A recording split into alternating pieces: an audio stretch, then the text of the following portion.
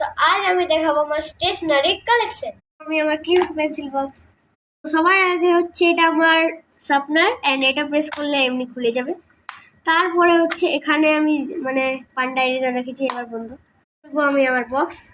And তারপরে আছে ডিজাইনওয়ালা pencil and eraser and sharpener. Okay বন্ধ করব। তো এইদিকে আছে আমার একটা সিজারওয়ালা পেন এন্ড একটা নর্মাল পেন, আমার দুটো হাইলাইটার, আর এই দুটো হচ্ছে আমার ফেভারিট ডায়েরি, বিউটিকন ডায়েরি, কিউট পেন, একটা কিউট পেন, কিউট ইরেজারের bottle, fur pen, cute pineapple keychain, cute sharpener, তিনটে কিউট বুকমার্ক।